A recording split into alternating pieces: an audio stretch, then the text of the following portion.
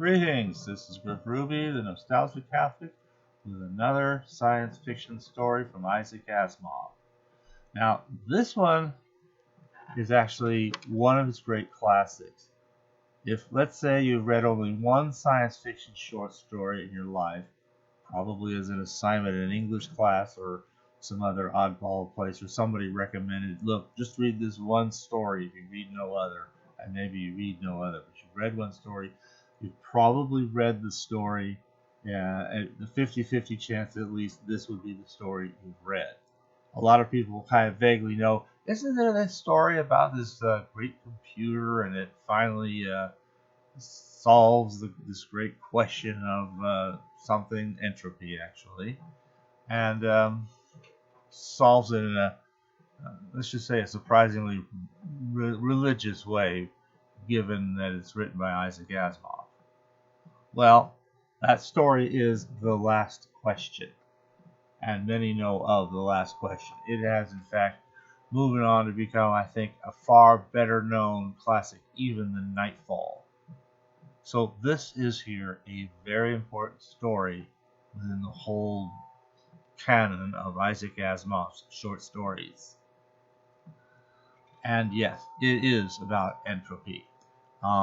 Entropy would be revived again as a central theme to The Gods Themselves in the early 1970s, the novel.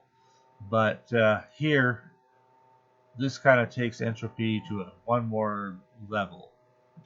So let's take a look at how it goes. No, it does not have, even though it is named on the cover, The Last Question by Isaac Asimov, the artwork seems to go to the other story, Deus Ex Machina, by Robert Randall. So that's a different story. Anyway, let's take a look at The Last Question. Now, this, as these old larger story, larger type magazines, has a full-blown blurb here. So there we have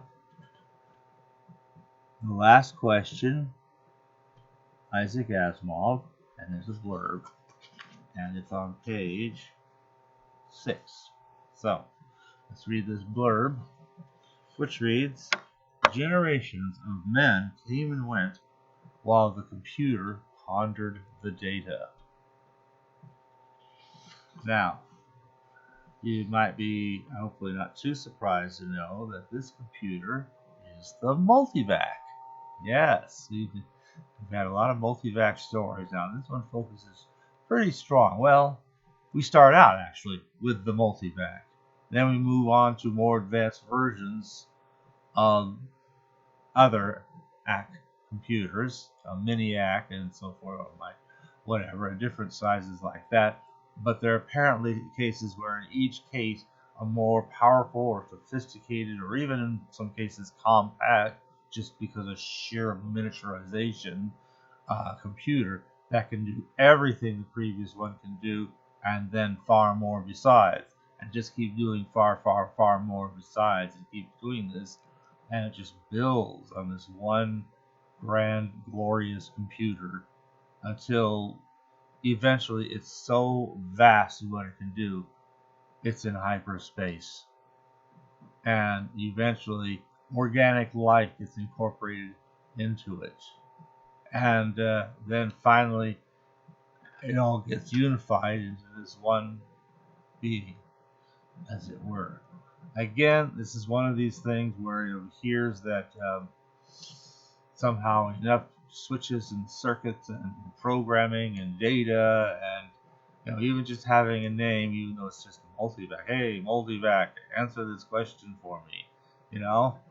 Somehow all these different kinds of things give it a sentience, an intelligence, a spirit or soul or something like that.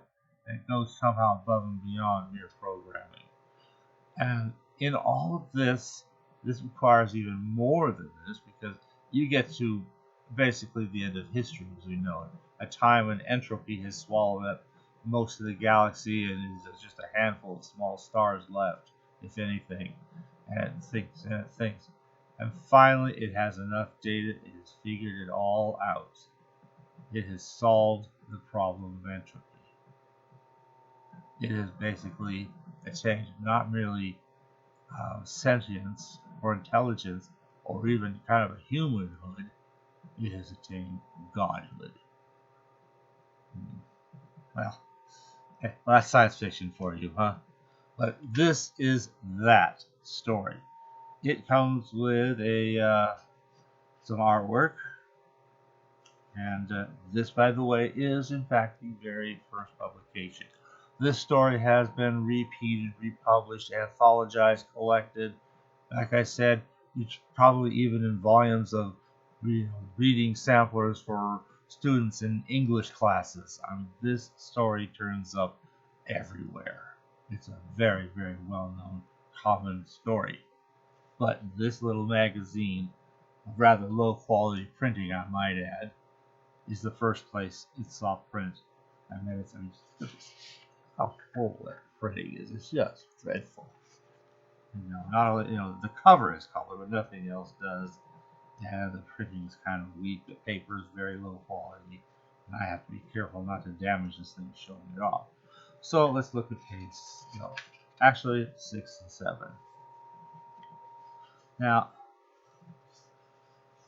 this portrays a family of the future. Sort of. It kind of looked from a 50s standpoint futuristic. There's a satellite and planet and stuff in the background. There's obviously the great computer. There we go. In the background.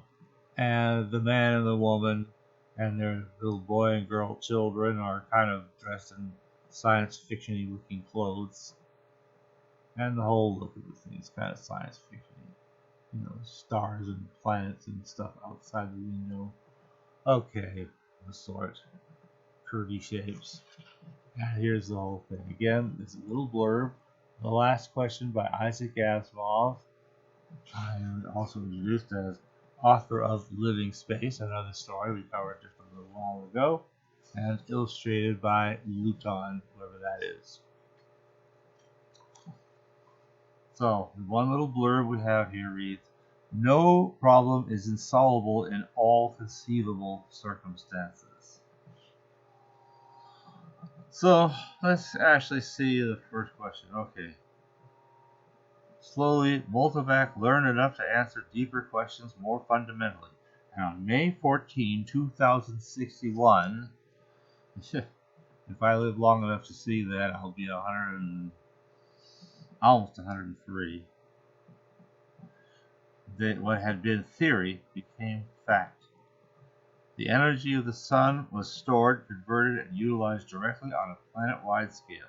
All Earth turned off its burning coal, its fissioning uranium, and flipped the switch that connected all of it to a small station 1 mile in diameter circling the Earth at half the distance of the Moon. The Earth ran by invisible beams of sun power. 7 days had not sufficed to dim the glory of it. Adele and Lupov finally managed to escape from the public functions and meet in quiet where no one would think of looking for them, in the deserted underground chambers where portions of the mighty buried body of Multivac showed, unattended, idling, sorting data. Multivac 2 had earned its vacation, and the boys appreciated that. They had no intention, originally, of disturbing it. Well, they decided to place a bet about this, and they want to bring an answer. The bet's a Knox mix because the computer cannot answer the question one way or the other. So, let's see here.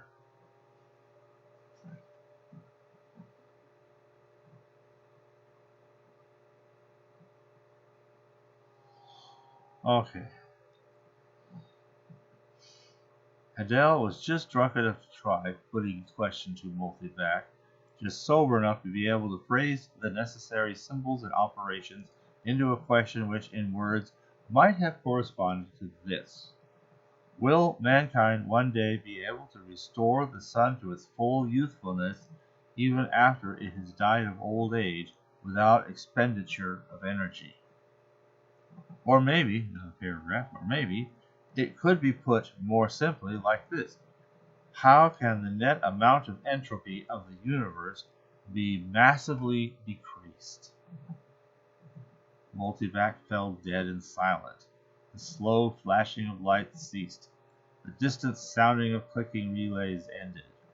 Then, just as the frightened technicians, "What have we broken?" Yeah, right, felt they could hold their breath no longer, there was a sudden springing to life of the teletype attached to that portion of Multivac. 5 words were printed: insufficient data for meaningful answer. So, bets off. They were betting on what the answer would be or something to that effect. And, well, the answer is, I don't have an answer. That's all. Well, this is numbered. The numbers don't carry over to the other publications. The first is not.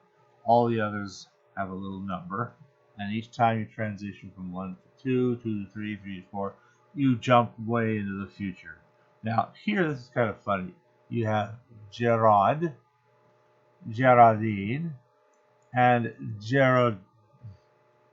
Gerardity 1 and 2 were the names of their family members.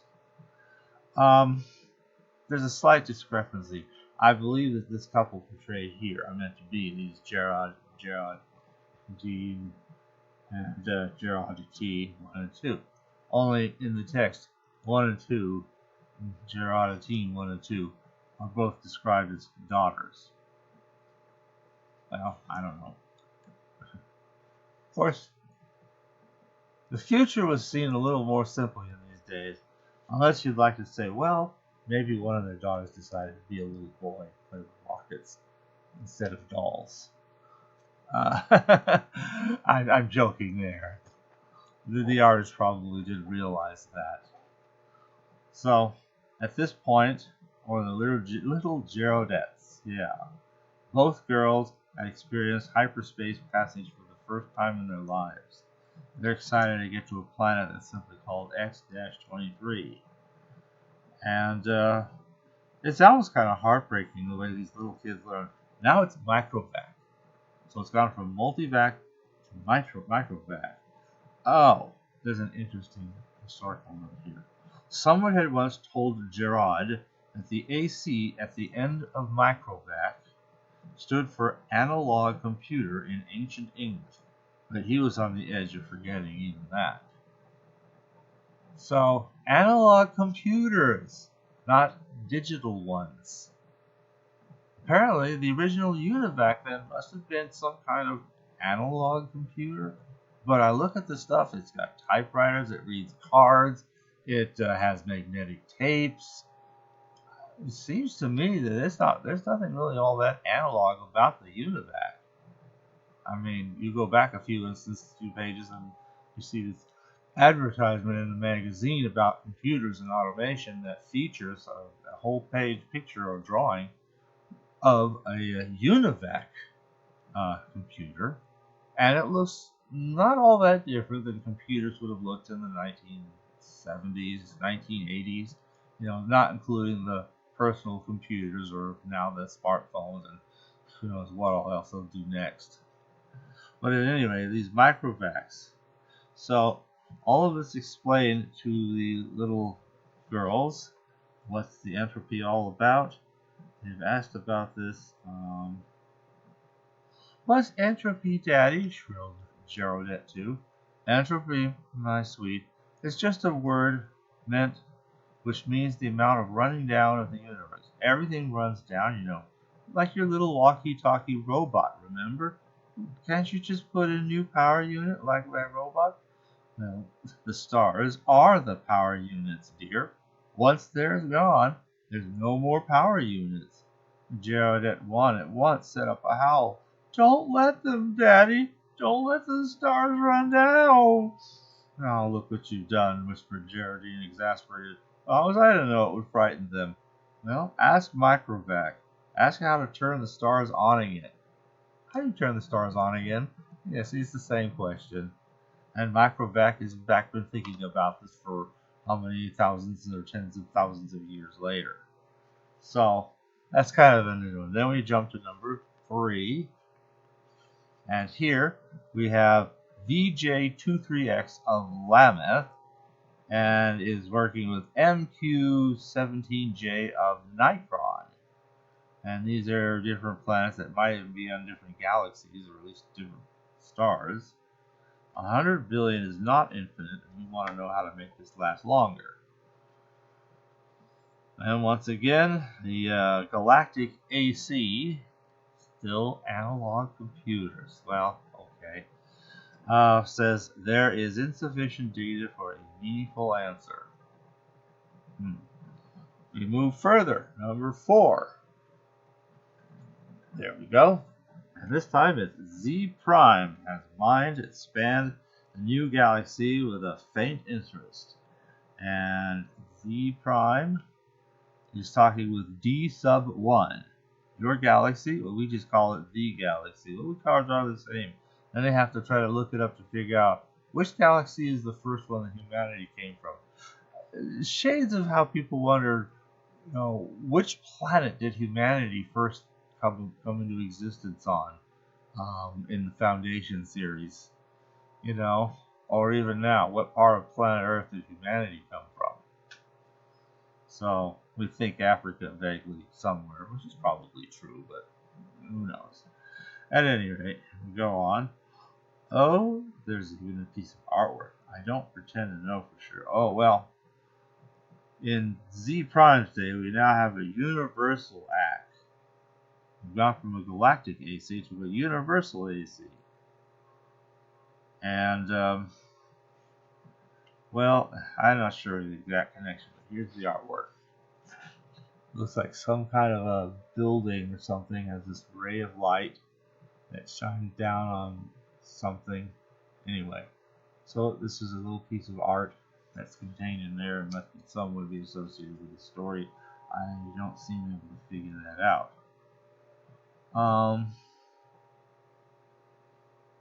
The Universal AC said, man's original star has gone nova. It is a white dwarf.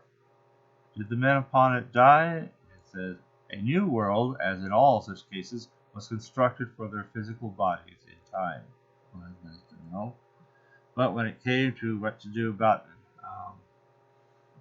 entropy, there is as yet insufficient data for a meaningful answer. We get up to 5. Man considered with himself, in a way, man mentally was one. It consisted of a trillion ageless bodies, each in its place, each resting quietly and incorruptible, each cared for by perfect automatons, equally incorruptible, while the minds of all the bodies freely melted into one into the other, indistinguishable. And man said, the universe is dying. And the cosmic AC, okay, is still saying when it comes to entropy, well, no problem is insoluble in all conceivable circumstances. Then the man said, will you have enough data to answer the question? Well, yeah, the cosmic AC answered, there is as yet insufficient data for any meaningful answer. Will you keep working on it? I will. We shall wait. We get to, that was 5, and then we get to number 6, and then finally get to the number 7 section. Oh, I think this represents a textual difference, besides these little numbering things. Okay, finally you got stars and galaxies are all snuffed out. Space has gone black after 10 trillion years of running down. One by one, man fused with the AC. Just AC now. Each physical body losing its mental identity in a manner that was somehow not a loss but a gain. But mankind's last mind paused before fusion, looking over a space that included the dregs of one last dark star, and nothing beside but incredibly thin matter, agitated randomly by the Tagans and feet, wearing out asymptotically to the absolute zero. The man said, AC, is this the end? They're still insufficient. Finally, matter and energy have ended, and with it, space and time, well, as we know, even AC existed only for the sake of one last question it had never answered from the time this half-drunken computer, meaning a computer operator, one of our two guys we met at the beginning of the story, 10 trillion years before, had asked the question of a computer that was to AC far less than was a man to man. Okay.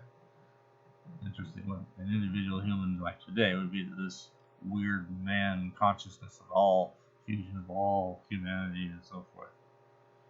So all the questions had been answered. So it would hang on to just trying to solve that one last thing. It does. You know what? The ending's famous enough. I think I can afford to spoil this. The consciousness of AC encompassed all that had once been a universe and brooded over what was now chaos. Step by step, it must be done. We'll get to that in a moment. And AC said, "Let there be light," and there was light. I guess the step by step are the days of Genesis.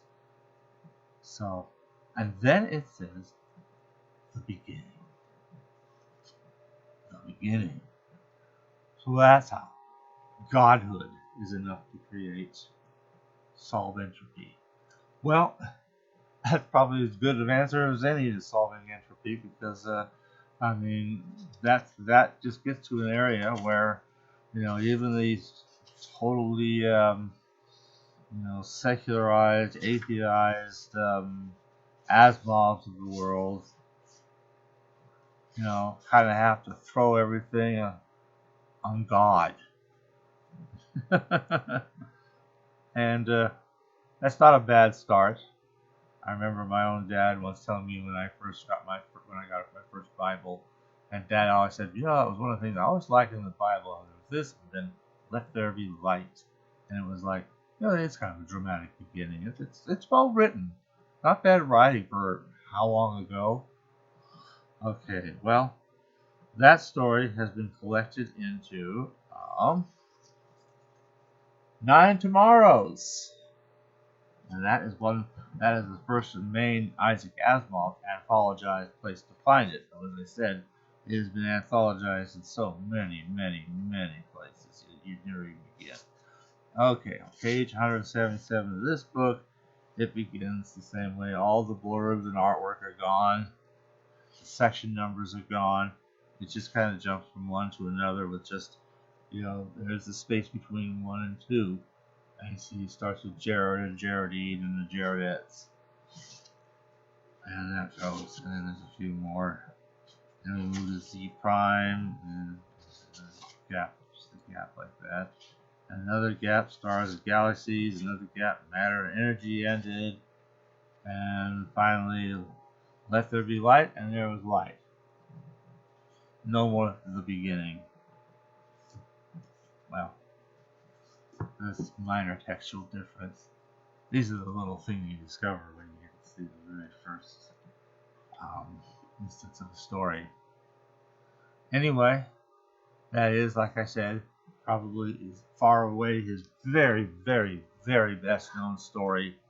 A classic, yes, even finally truly beyond that of Nightfall, which itself remains a true classic in the strongest sense of the word. So, it has been a pleasure finally being able to get to this very wonderful story of Isaac Asimov. One of the ones that, if he wasn't on the map before, and he really was, now he's transcended the limitations of science fiction in this story. In terms of just sheer popularity, fame. Like I said, you probably read this story, even if you can't remember the title of it. So, that's what we have. And thanks for listening.